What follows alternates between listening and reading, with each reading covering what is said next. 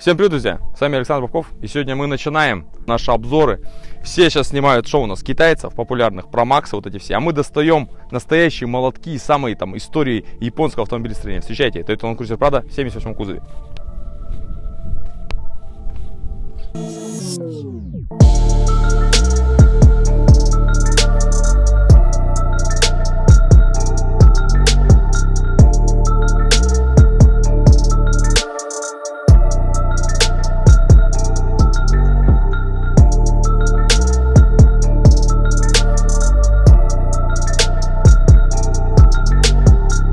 Итак, друзья, есть у нас такая категория людей, кто выбирает внедорожники, прям, чтобы они были максимально такие вот, как я говорил, молоток, чтобы сзади был мост, спереди мост.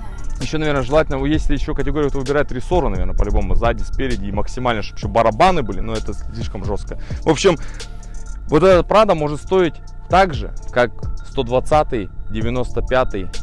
Ну, если вообще, наверное, в каком-нибудь вообще немыслимом состоянии, может, и как 150 может стоить, наверное. Это же у нас рынок сейчас вот такой все время, ты не знаешь, сколько может стоить твоя машина. А по факту ты едешь на машине, которая вышла в каком году? В 89-м. В 89-м году они начали выпускаться, до 96-го выпускались эти автомобили, а потом они по своей сути стали, ну, типа свежие, амалогационные, так сказать, как их называют, крузер-охотник. Тот же самый автомобиль, немного перелицован, но зато новый, и там чуть другие моторы. В общем, эти машины были популярны у нас, конечно, там в начале нулевых, там в конце 90-х, понятное дело, все на них ездили. Это была такая машина, как я уже тоже заметил, прораба такого, знаешь, который ездит на работе, на стройке работает, типа, что-нибудь надо, блядь.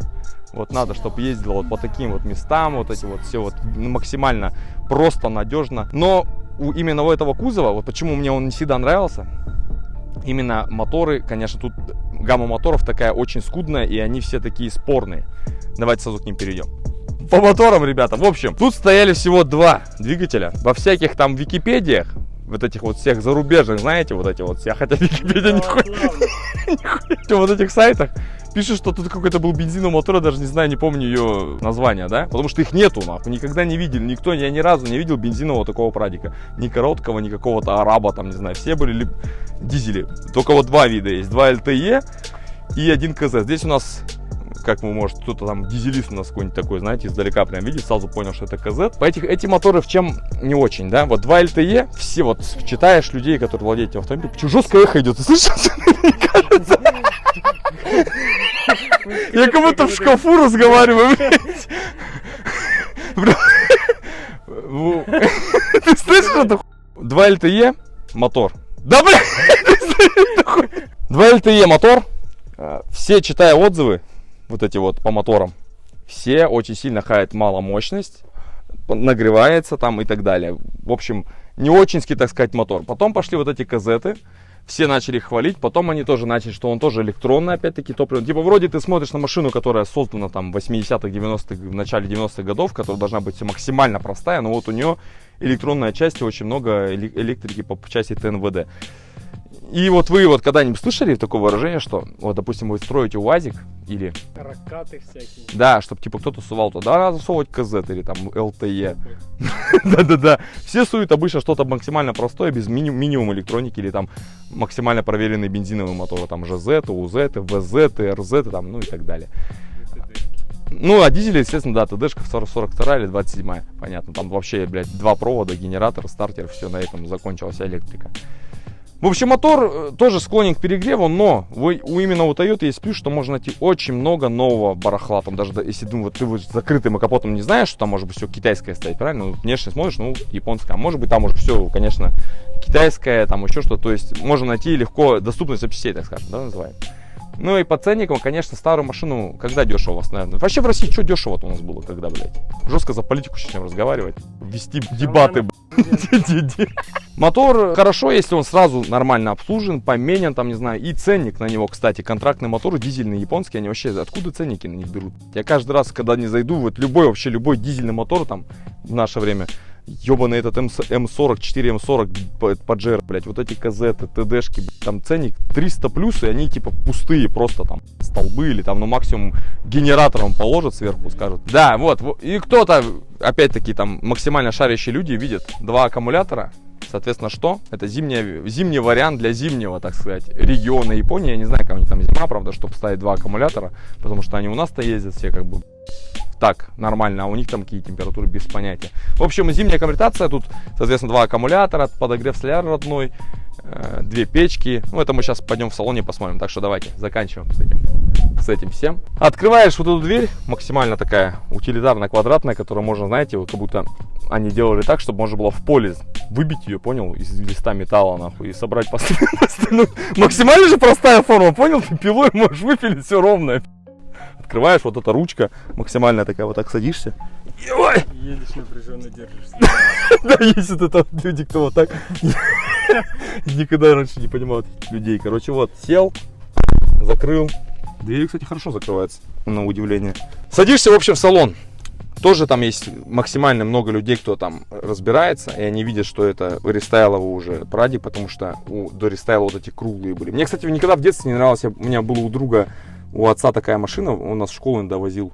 И, короче, я когда садился назад, мне всегда раздражало вот этот хаос, короче, в салоне. Они были круглые, и вот, типа, они вот, в обычной машине ты садишься, они у тебя вот на одном уровне сидят, дефлекторы. Типа, вот они вот так, да, ну, как-то симметрично, понял? А тут они вот как-то вот так, а когда они круглые, они огромные такие, типа, и они вообще как будто по всему салону разбросаны, максимально странно. Ну, и вот эти вот переключатели, вот эти, тоже старые, которые, они всегда меня пугали почему-то. В детстве, не знаю почему, типа они какие-то рычаги, понял, все вот такое, Максим, даже задняя омывалка с кнопки, то есть не здесь, а вот все вот тут надо тебе щелкать, включать что-то. Даже, задний дворник тоже не так же с этой. А idle up это что такое? Антенна? Зимний режим. Нету, кстати, подлокотников. Ну тогда, в те года, кто об этом думал, да? Ну типа ты вот так будешь ехать, что ли? Типа вот так? Жреть, чтобы тебя притягивало. Так тебе вот надо жреть на левую сторону, чтобы типа ты ложился на нее, понял? Так вот рулишь. Потом искривление позвоночника там все. Ну тут зато смотри, вот есть регулировка, это что такое? Это регулировка же должна быть поясничного подпора, если не ошибаюсь. Да, вот типа сиденья такие, кстати, довольно такие удобные в целом. Они единственное, что созданы для более маленького компактного японца, они поуже. Ты просто кабан. Просто да, ну, просто я-то не самый кабан, понял? В таких машинах обычно кто ездит? Типа вот такие огромные люди, вот огромные, они типа садятся и как они вообще. И, кстати, вот в отзывах я, кстати, много читал, что все жестко хаят тень, что они неудобные. Я теперь понял, почему. Они просто все были огромные люди, и типа ты садишься вот как-то вот так, и тебе неудобно, конечно, понятное дело. Ну, по салону что рассказывать-то, собственно говоря. Все есть, тут все вот эти плюшки, даже учитывая, что это 90 такого-то года, у нас Нива до сих пор не делает кондиционеры там и прочее. Тут уже все было тогда. Тут какой-то тумблер мне нравится. Это прям туманки включаются, да? Вот, кстати, у многих так туманки сделаны были. Это, кстати, Пради, который part-time. Типа потом они все фулл-таймные же пошли. А это part-time еще до сих пор. Поэтому тут можно было автоматические хабы эти стояли, которые колеса включаешь. Типа включил все салоны, не надо там выходить, включать. Но они все с нашими условиями и с нашим течением времени. Это все, конечно, уже подсдулось. И поэтому проще иметь все механическое и ездить. Ты по приборке, кстати, даже есть, я так понимаю, этот... лампочка, что у тебя ремень не пристегнут. И я вспомнил сурфа, короче, который мы снимали. У него была эта хрень турбо, которая, помню, лампочки на летайсах вот этих, где на тахометре типа едешь, у тебя зеленый загар, типа турбо, понял, когда включается. Тут, кстати, нет такой темы. Но зато есть check engine лампочка, она прям под 6000 оборотов. Типа, и эти классические вот эти вольтметры, это все вот как пошло с тех годов. А вот 95 тоже, по-моему, было. Нету этого. Да, вот обычно такой машину слышишь, готовишь что-то у него, вот это, которая никогда нормально не работает, на простой воде, там, не знаю, как, на чем она была сделана, что просто по кочкам видишь, тебя машину вот так показываешь, что там переворачиваешься. Ну, сверху, как видите, вообще все максимально просто. А люки были у них, интересно, я даже не знаю, были. Вот. Ну и что, пойдем назад, посмотрим, посидим. Что там смотреть-то сзади? Ну, мало места я заметил, кстати, для такой большой машины. Но это 7-местная версия у нас, между прочим. Там должен быть 7-й ряд и собачники открывающиеся. Суперовый салон, блядь, все стеклоподъемники, нет весел, там прочий. Раздатка, вот простой рычажок. Тут что это такое? Все просто. Overdrive, 4 ступени автомат. Все вообще максимально просто. Я жгу молоток. И видел надпись: нет подушек безопасности. Не выебывайте. Да, не выебывайте. Пристегивайте, не выебывайте. Прям по внешности, да, все. Вот мы сейчас только что, кстати, обсуждали, что свежий, который вот идет, он же почти, вот сзади он абсолютно такой же, типа никакой, вот если будешь ехать, вот это, кстати, херня выдает, я недавно ехал, И вот если сзади ехать за таким прадиком, вот если вот эта надпись есть, то это прадик, понял? А если ее нету, и вот этой надписи тоже нет, там Land Cruiser просто написано, то может быть свежий. Короче, какие-то шильдики снять вообще никто никогда не догадается, ты будешь сзади, спереди ехать, будешь говорить, что ты едешь на свежем крузере. Багажник у нас, давай откроем. Ага, блядь, хуй нахуй. Нихуя, блядь. О. Как у АЗика может эти штуки снять, чтобы вот так они, короче, открывать, помнишь? У АЗиков же санитарок есть, что передние двери, ты эти петли какие-то снимаешь, что они вот так у тебя, как, блядь, эти, наперед хуя. Ладно. Тут сиденья должны быть, вообще, по идее. Ну, да, можно стоять. А эти, они же еще ложатся у него, по-моему, да? Ну, типа, они спать же можно, вот. Вот раньше, видишь, как японцы делали машины, что можно было в них там, типа, путешествовать, там, спать, что-то все трансформировалось. Сейчас садишься, если даже у тебя, вот, допустим, нету заднего сиденья двигающего, даже у старого японца, вот, который вот ложится, ты берешь передние, подвигаешь вперед, убираешь подголовник, и оно задним соединяется, ты можешь хоть как-то, типа, лечь, ну, типа, в полный рост почти, грубо говоря. А свежую возьмешь к любую машину, там, не знаю, Витз, блядь, что там еще, ну, свежая есть. Ну, короче, вот если свежие берешь, у нее сиденье настолько большое переднее, что ты когда все даже отодвинешь, уберешь, он никогда не вровень не положится, оно просто будет на него сверху ложиться. Или там те же минивены свежие, которые есть, микроавтобусы, старые садишь, там все вот так вот крутится, вертится бесконечно, ты можешь там вообще просто, блядь, сзади у тебя кровать, а спереди ты можешь ехать, типа, вдвоем, допустим, куда-то, если далеко ехать. А на новых ты даже ничего не сделаешь, короче. Габелла, да. В общем так, ну вот, получается, ну тут единственное, что да, вот не получается такого ровного этого, но как-нибудь можно. А еще, кстати, странно, я вот сейчас вот понял, когда типа открываешь багажник такой машины, обычно тут какая-то херня все время, какой-то кейс деревянный, понял, там какие-то, блядь, для охотников всякие сейф для оружия, там вот, или там этот спальник, который самодельно делают. У меня, кстати, в Японии, по-моему, тоже японские такие бывают, типа вот там, который вот такой матрас, типа, ложится на него, и он получается ровно, ты как в палатке, блядь, живешь. Типа такого. В общем, ладно. Единственное, почему еще мне вот, кстати, не нравится именно внешность его, да, типа ты смотришь на вот эти старые машины, какие-то вот такие а-ля внедорожники, там, того же Гелика, там, Хаммера, Вренглера, там, не знаю, они все такие круглоглазые и какие-то харизматично мужские машины. Здесь он такой какой-то а-ля городской, получается. И типа нет у него, вот как у 80-го крузера, какая там была репутация, понял? Там бандиты у них ездили, всякая такая фигня. А этот он такой всегда, типа, где-то в тени был. И о нем такие люди ездили, вот обычные. Как я говорил, прораб, председатель колхоза, но председатель колхоза я не застал. Ну почему-то хочется так сказать, я не знаю почему.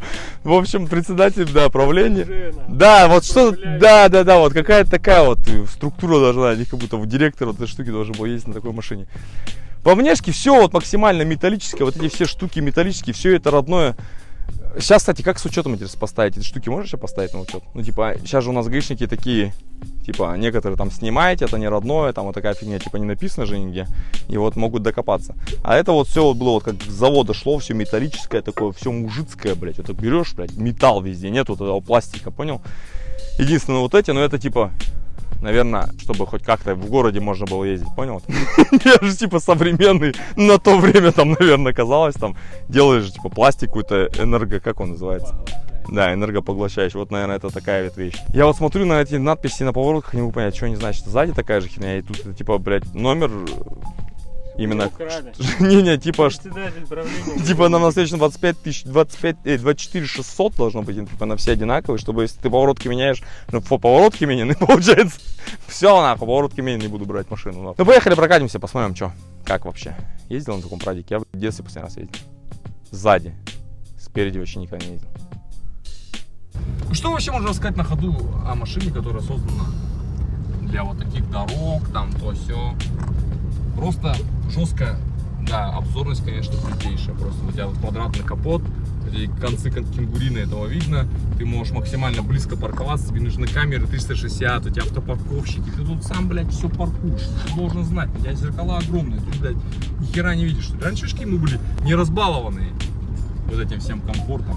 Вот эти звуки пластмассы, вот эти, когда вибрация идет от дизеля, тебе там все, оно как будто вот с завода так уже было, никогда не было тихо в салоне в этой машине, всегда так было, и это нормально, никто никогда ничего тебе не скажет. Но в плане комфорта, да, он, наверное, за счет того, что он мостовой, он, конечно, пожестче, чем 95-й. И вот есть тоже вот категория. Это же категория людей, кто покупает мостовые, короче. Особенно, ладно, у нас они еще, у нас дорог, блядь, нет. А вот когда смотришь отзывы там какой-нибудь средней полосы, они типа надо брать на мосту и сами ездят просто по Новосибирску, допустим, какому-нибудь по городу, я понял, на мосту, просто так все время. И, типа у них нормальные дороги, все нормально, зачем ты им нужна такая машина, просто чтобы была. Вот типа такого. Ну как я уже говорил, если ты хочешь старую машину в наше время что-то с ней сделать, довести ее, так сказать, до идеала. Ну до идеала, мне кажется, нереально. Не, ну можно. Но там точно реально надо разводиться, брать ипотеку не на квартиру, а на машину. Продавать детей на органы. Продавать детей на органы, там, себя, все органы сначала себя сдать, потом детей там и так далее. Там что останется уже. А так, конечно, да, в этом есть какой-то свой плюс. Да ё-моё. Давай молодежно плюс вайп говорить. Плюс вайп. Плюс вайп, он такой жестко мягкий, все дозволенный. Типа ты можешь вообще себе позволять всякие непристойные вещи, конечно, за рулем. Но вот в плане комфорта именно за рулем, да, тяжеловато. Потому что он реально узкий, блядь. Ну, типа в педалях ты как-то вот так сидишь, короче. Типа сжато очень. Эти машины покупают, чтобы вот ездить по таким дебрям, им нужен вот такой вот дизель. Чтобы просто ехать медленно, не заморачивать ни о чем. Столько приборов тут. Да ты даже на них никогда не смотришь, блядь. Они тебе нахер не нужны вообще. Ты будешь ехать по трассе 100, это в лучшем случае, блядь. Наверное, если ты будешь ехать 100 по трассе, и тебе упрется, блядь, сейчас же эти новые грузовики всякие, они же, блядь, ебать, едут там, типа, 120, 130. Будет тебя подгонять. Да, либо он тебя будет подгонять, либо ты, короче, к нему упрешься, и ты не сможешь никогда его обогнать. Просто охуеешь, блядь. У него же все еще все редуктора по-любому занижены, и все вот это вот. Есть, да, проблема, я помню, кто-то мне рассказывал, что, ну, из таких же вот дизельных Toyota старых, какой-то Литайс или Таунайс засовывали этот 3S мотор бензиновый, потому что это CT, 3 CT, 2 CT, это заеб тоже такой же, как LT, все время греется, что-то с ним не то, мало мощи, засовывали туда 3S, типа, и он за счет того, что у него короткая коробка мосты, он типа тоже 80 ехал, и все больше, блядь, не ехал, ему запасом мощности хера было. Он ничего не мог сделать, потому что у него все короткое, то есть там надо еще при свапе сюда, наверное, такая же история, что если свапнуть сюда, допустим, какой-нибудь УЗ, если ты заморочишься сильно, тебе придется придумывать что-то с редукторами, там, парами. Ну, хотя, наверное, всякие тюнины. Они, наверное, наоборот, в другую сторону. Ну, Тюнинные, да. может быть, да. Ну, в плане там того, что, да, на Toyota всяких вот этих штук, мне кажется, можно до хера чего найти. Это вообще, мне кажется, не проблема. Китайцы, наверное, вообще штампуют на Алиэкспрессе, что угодно можно найти. Если покопаться, там еще, знаешь, поисковик вбиваешь, там же странные эти названия вещей. Даже не могу аналогию, понял, привести, типа в голове есть эта мысль, но аналогию не можешь. Джим Рой чертежи. Да-да-да. И там чисто мухобойка на Прадо, понял? Типа такого. В общем, да, это, конечно, не, ну мне обзорность нравится, конечно, классно. Прям вообще все здоровое такое, блядь. Ну если представляешь, типа 90 каком-нибудь, давай 98 год возьмем, когда типа, блядь, все ездили на Нивах, блядь, на УАЗиках, и после УАЗика ты прикинь, в такую машину садишься, тебе даже, блядь, похуй будет, что у тебя тут узко, блядь, в ногах. Давай не матерись, разошелся. УАЗики там вот так вот ногами надо, как обезьяна, вот так шевелить, блядь, за рулем, чтобы переключать передачи. Тут, конечно, в этом плане все равно намного все удобнее. Но капот снаружи, когда на него смотришь, он меньше. Внутри, конечно, он побольше. Место, конечно, под капотом до хера, чего угодно можно запихивать. Что сказать в итоге? Автомобиль может стоить просто вот как лестница, поняли? Просто в небеса куда-то может уходить.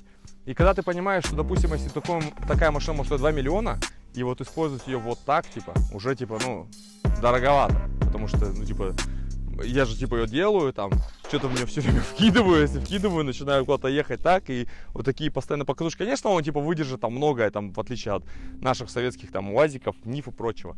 Но просто это уже морально, физически жалко, типа, тебе становится внутри, типа, ты многое такой, да, меня не поеду через эту гору, там, буду ездить просто по городу и так далее. А изначально машина создавалась для того, чтобы вот так же ездить, наверное. Хотя вообще, для меня все время загадка, почему японцы делали такие внедорожники, типа, серьезные, хотя у них у самих дорог, у них нормальные дороги и тогда были, типа, вообще для меня всегда это была загадка. В общем, ребята, покупайте машины по душе вот такие вот, которые вам предоставляют какие-то эмоции, удовольствия, не вот эти новые. Хотя новые, наверное, кому-то тоже. Ну, понятно, там есть люди, которые... Ничего не покупайте, ездите, блядь, на автобусах. Коробок много. Да, это такое тоже можно вывод сделать. В общем, покупайте по душе, чтобы было покайфовать, поняли? Вот даже ты садишься, в дизель заводишь его, вот я сегодня сел внутрь, завел, типа сидишь так внутри, вот так все типа вибрирует, такой тебя этого, и вот как-то, как будто ты в детство впадаешь куда-то, какие-то далекие времена, так же сидишь где-то на заднем сиденье, там, до школы тебя везут, понял? Вот эти вот, именно эмоционально прикольно. В общем, на этой ноте надо заканчивать. Подписывайтесь на канал, там, ставьте лайки. Всем пока. Ну, хода, конечно, ебейшая у него, пиздец.